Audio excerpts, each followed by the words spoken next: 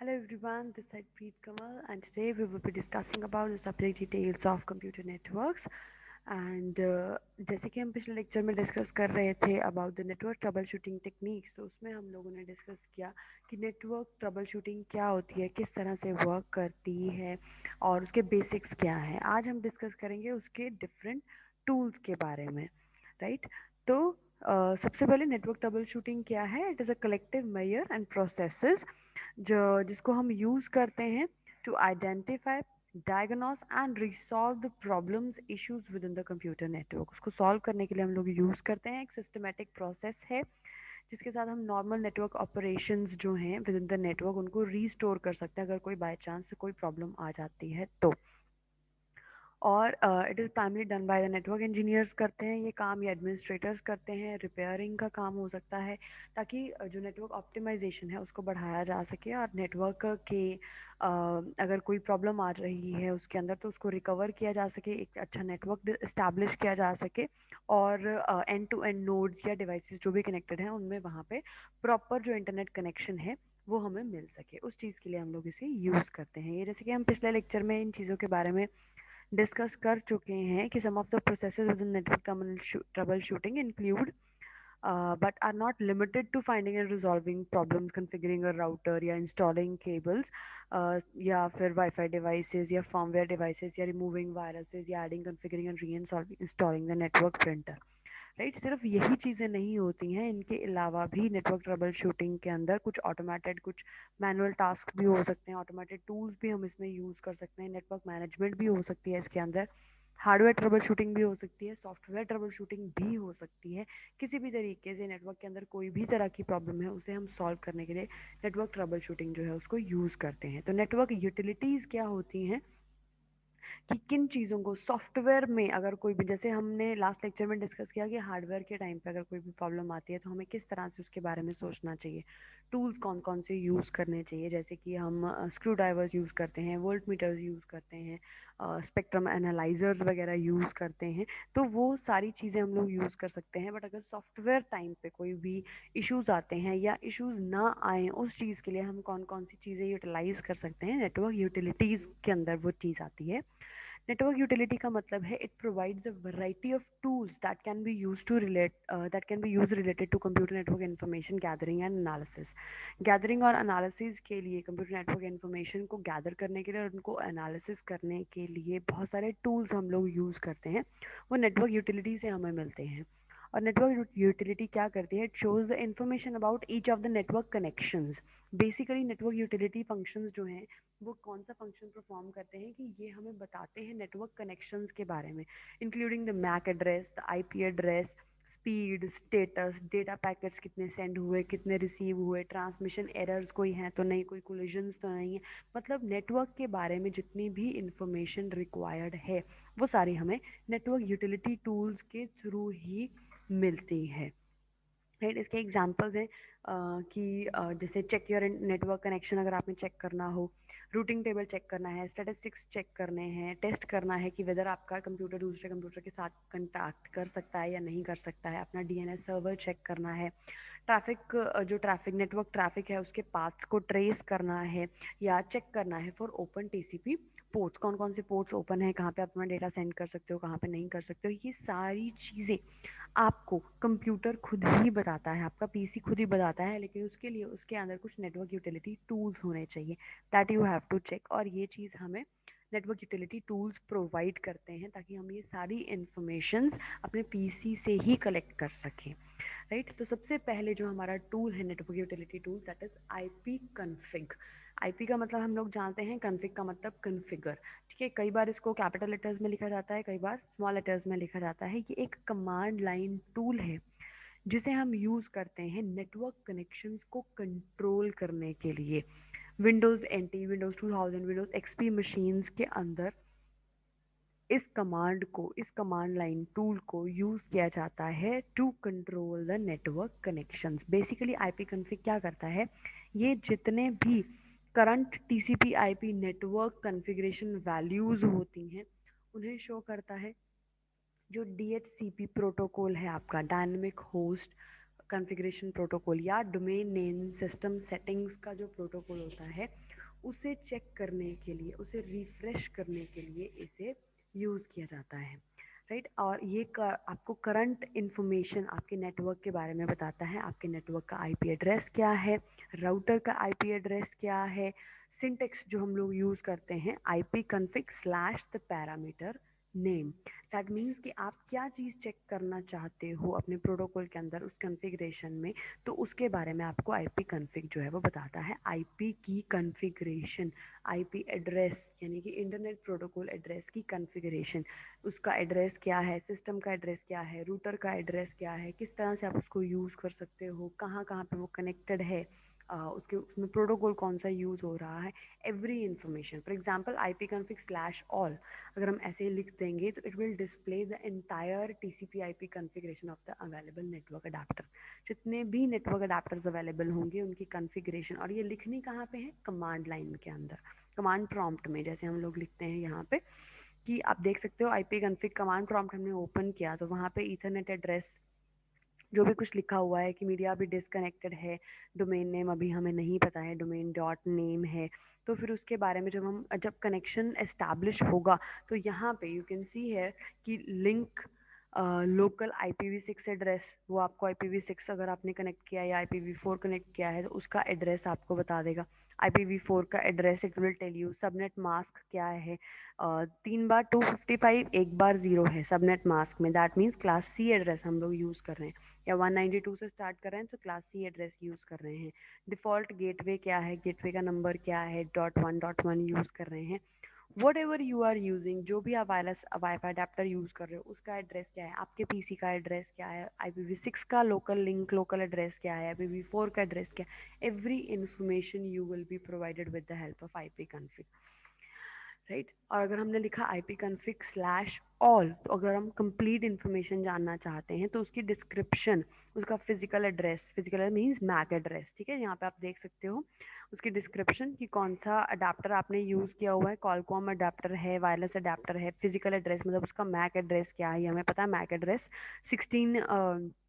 16 bits के gap पे हमें 6 टाइम्स जो है वो हम लोग इसको यूज़ करते हैं, फिजिकल एड्रेस जो होता है, राइट। ये हेक्साडेसिमल फॉर्मेट में लिखा जाता है। DHCP एनेबल है या नहीं, ऑटो कॉन्फ़िगरेशन इनेबल्ड है या नहीं, फिर एड्रेसेस जो हैं आपने पहले भी बताया हुआ है, लीज ऑब्टेन्ड, कब लीज ऑब्टेन करी है, कब वो एक्सपायर होगी, गेटवेज क्या हैं, DHCP सर्वर का नंबर क्या, every information related to your network connection और योर वाईफाई वायरलेस अडाप्टर, उनके बारे में आपको आईपी कॉन्फ़िग से पता चल सकती है, राइट। जो नेक्स्ट हमारा टूल है that is ping. Ping command जो हम लोग यूज़ करते हैं, ये भी एक बेसिक इंटरनेट प्रोग्राम है जो अलाउ करता है एक यूज़र को to verify that particular IP address exists and can accept request or not। Means एक पिंग कमांड हम लोग यूज़ करते हैं, जो यूज़र है उससे क्या पता कर सकता है, वो वेरीफाई कर सकता है कि एक पर्टिकुलर IP एड्रेस कोई एग्जिस्ट कर रहा है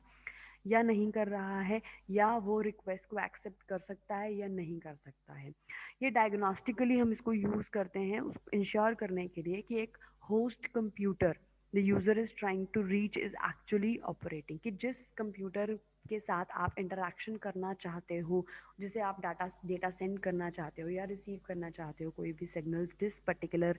पीसी के साथ, जिस पर्टिकुलर कंप्यूटर के साथ आप वर्क करना चाहते हो, क्या वो एक्चुअली ऑपरेट कर रहा है या नहीं,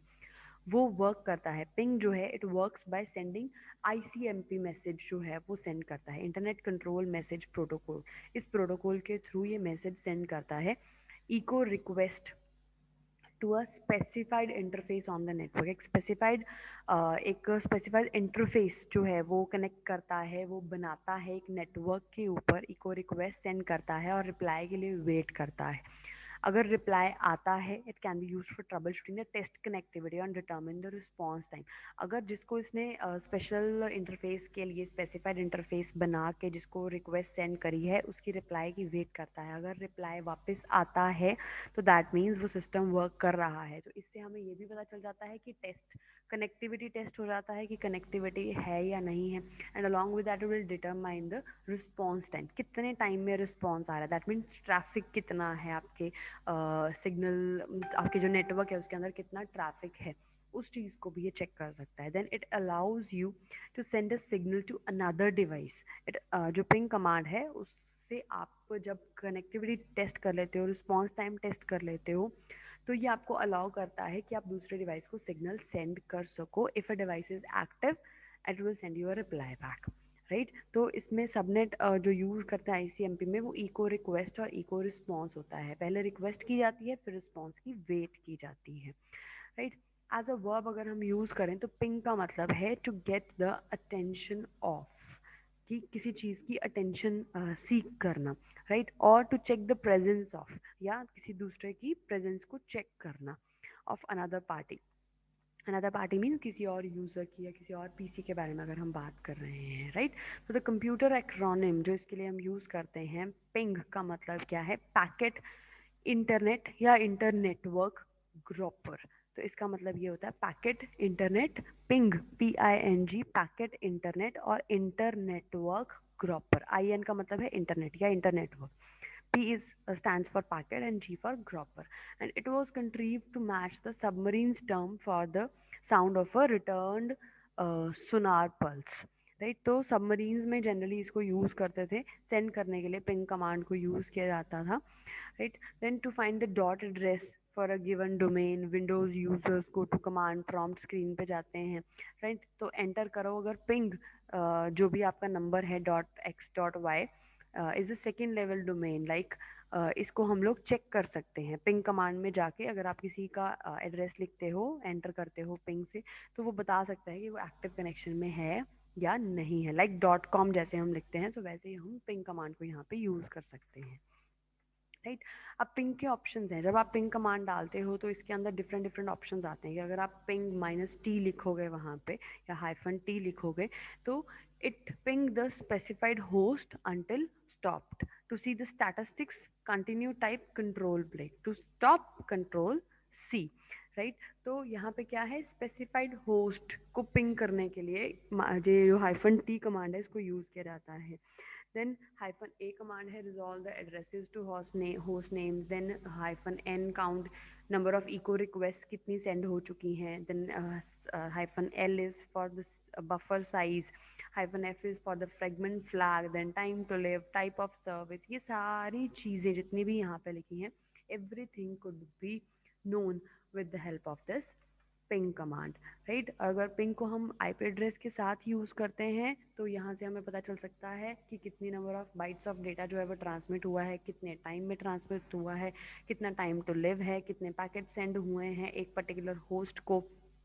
कितने पैकेट्स रिसीव हुए हैं, कितने लॉस हुए हैं, मिनिमम टाइम कितना है, मैक्सिमम टाइम कितना है, एवरेज टाइम कितना है, एवरीथिंग। जो भी आप नेटवर्क के बारे में इंफॉर्मेशन लेना चाहते हो वो सब कुछ आपको पिंग कमांड के थ्रू मिल सकता है। अगर आप आईपी एड्रेस को साथ में लिखते हो पिंग के साथ, ping this particular IP address, तो वो सारी चीज़ें उसके बारे में बता देगा। अगर आप जनरल लिखते हो पिंग कमांड, तो फिर आपको बताएगा कि आपके पास कौन कौन से ऑप्शंस हैं पिंग के साथ लिखने के लिए, जिससे आपको अलग अलग चीज़ें पता चल सकती हैं, जैसे कि हमने लास्ट स्लाइड में देखा। इसी तरह से it will tell you whether the device is active और नॉट। अगर रिक्वेस्ट टाइम आउट हो रहा है, आपने 4 पैकेट सेंड किए, 0 रिसीव हो रहा है, 4 के 4 लॉस हो रहे हैं, दैट मीन्स के जिस डिवाइस के साथ आप कनेक्ट करने की कोशिश कर रहे हो, पिंग करने की जिसको कोशिश कर रहे हो, वो डिवाइस एक्टिव नहीं है, उस पर आप डेटा सेंड अभी नहीं कर सकते हो। फिर दोबारा से अगर आप पिंग करते हो उसी डिवाइस को, फिर अगर यही सेम रिप्लाई आता है, तो फिर दोबारा से आपको ट्राई करना पड़ेगा, अदरवाइज वो डिवाइस एक्टिव नहीं है, राइट। अगर आप पिंग में जाके कोई एड्रेस लिखते हो, लाइक google.com या कुछ भी आप ये चीज़ें लिखते हो, तो वहाँ से भी रिप्लाई आ सकता है कि आपकी गूगल जो सर्विसेज हैं वो वर्क कर रही हैं या नहीं, कितनी बाइट्स आप उस पर सेंड कर रहे हो, कितना वो टाइम ले रही है, कितना टाइम टू लिव है उसका, कितने पैकेट सेंड हुए, रिसीव हुए, वो सारी इन्फॉर्मेशन। अगर कोई भी पर्टिकुलर वेबसाइट पे आप के बारे में आप जानना चाहते हो कि वहाँ से आपको कमांड्स मिल सकती हैं या नहीं, वहाँ से आपको वो सर्विस एक्टिवेटेड है या नहीं, चल रही है या नहीं, तो उसके बारे में भी आप पता कर सकते हो। किसी पर्टिकुलर पीसी के बारे में भी पता कर सकते हो, किसी पर्टिकुलर वेबसाइट के बारे में भी पता कर सकते हो। देन नेक्स्ट कमांड जो है हमारी that is the trace route या ट्रेसआर्ट उसको कमांड को बोलते हैं। Trace the route to host, ये बेसिकली जो हम यूज़ करते हैं ट्रेस करने के लिए, रूट को ट्रेस करने के लिए, होस्ट तक के रूट को ट्रेस करने के लिए इस कमांड को यूज़ करते हैं। विंडोज़ बेस्ड कमांड टूल है, कमांड लाइन टूल है, जिसे हम आईपी पैकेट तक पहुंचने के लिए जिसको हम यूज़ कर सकते हैं to trace the path that an internet protocol packet takes to its destination from a source, and it will determine the path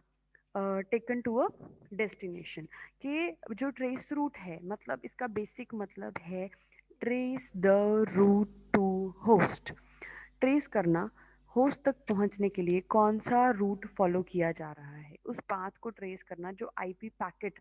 follow करता है to reach from the source to the destination, right. तो it does this by sending internet control message protocol, ICMP echo request messages send करता है destination को, और उसके through ये अपना जो रूट है उसको डिसाइड करता है। then when sending traffic to the destination it will incrementally increase the time to live field values। time to live हम लोग पढ़ चुके हैं IPv4 IPv6 जब हमने किया, तो we have studied कि TTL क्या है, time to live क्या है, कितने टाइम के लिए आपका पैकेट जो है वो जिंदा रह सकता है, कितने रूट्स को वो फॉलो कर सकता है, उसकी मैक्सिमम लिमिट होती है,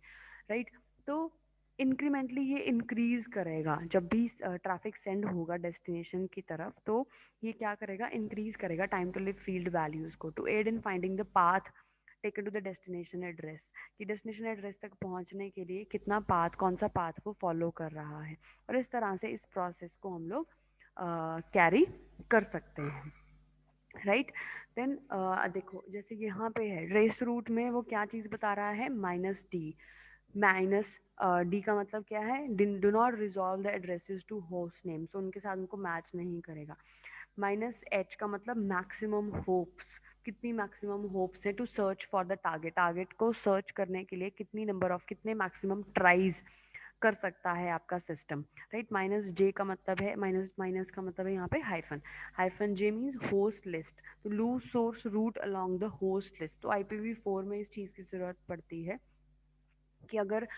सोर्स का रूट लूज है अलोंग द होस्ट लिस्ट, तो यहाँ से उसको पता लग जाएगा कि होस्ट कितने होस्ट हैं, उसकी लिस्ट क्या है, right. Then -w is for time out, wait time out, कितनी रिप्लाई, कितने टाइम के लिए उसको वेट करना है रिप्लाई के लिए, और कितने पर्टिकुलर टाइम पीरियड के बाद उसका टाइम आउट हो जाएगा, फिर वो रिप्लाई की वेट नहीं करेगा, नेक्स्ट सेंड कर सकता है सिग्नल अपना। then -r is trace round trip path, then source address to use, force using IPv4, force using IPv6, तो ये सारी चीज़ें ट्रेस रूट के थ्रू हमें पता चल सकती हैं। एंड अलॉन्ग विद दैट अगर हम ट्रेस आर्ट करते हैं www.google.com, तो उसमें हमें क्या पता चलेगा कि कहाँ से, वहाँ उसका आईपी एड्रेस क्या है, जहाँ से हमारा गूगल चल रहा है, गूगल का आईपी एड्रेस क्या है, over a maximum of 30 hopes में वो काम कर सकता है, कितना टाइम पीरियड में उसने वर्क किया, कितने टाइम पीरियड में उसको कमांड सेंड हुई, फिर उसने वापस रिप्लाई भेजा, फिर